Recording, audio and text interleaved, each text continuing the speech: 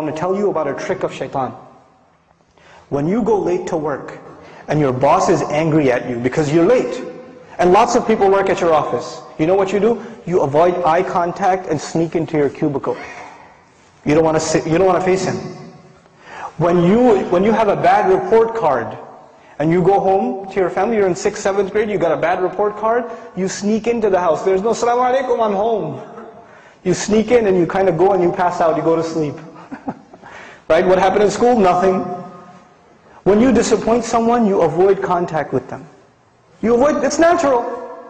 In this case, when we do something shameless, when we wrong ourselves, who have we disappointed? Allah Azza wa Jal. We've disappointed Allah. So naturally, shaitan takes advantage of this. He comes to you and me and he says, "You're going to go pray now, you hypocrite?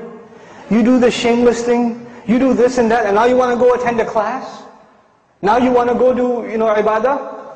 You should be, you're such a two-faced person." So this person says to themselves, "Yeah, I shouldn't go pray because I'm two-faced." Shaitan takes advantage. He distances you from Allah. And we're embarrassed to go before Allah Azza wa Jal. But the true muttaq, he does something wrong. He does something wrong. And immediately what does he do? He remembers Allah. Dhakarullah. There's not even fa, no thumma, nothing. Dhakarullah, immediately. فَاسْتَغْفَرُوا لِذُنُوبِهِمْ. Then they asked Allah to forgive for their sins. And the word for sins here, dhunub, comes from dhanab actually, a tail. That which you're not proud of. That which humiliates you.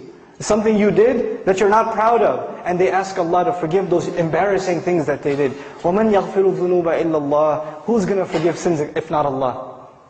Who are you going to go to? Where else you got to go? Who knows the things that you and I have done wrong except ourselves and Allah? There's a lot of things in our closet that Allah has not exposed. And only Allah knows, and we have to find the time to ask Allah to forgive. This is the main attribute of people that are described that enter Jannah. أُولَٰئِكَ لَهُمْ جَنَّاتٌ تَجْرِي مِنْ تَحْتِهَا الْأَنْهَارُ. The ayat are coming. The sandwich between mentions of Jannah. And the last thing I share with you about this final passage, one time I was with my family, and we were at a mall, and this other mom, her child, she was yelling at her child. This mother was yelling at her child, and the kid's crying his head off. And she even gave him a little, But you know where the child went? After he even got hit and yelled at? He's still holding on to the mother. He's not letting go. Everywhere else around, there are these ugly, gigantic strangers. He doesn't want to deal with them.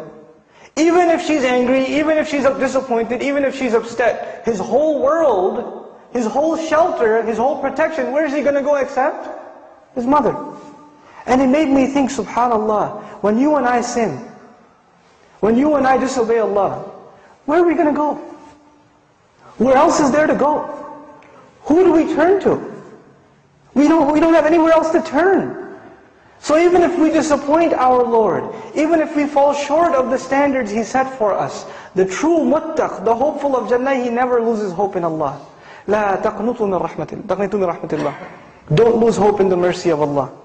You're not allowed to lose hope in the mercy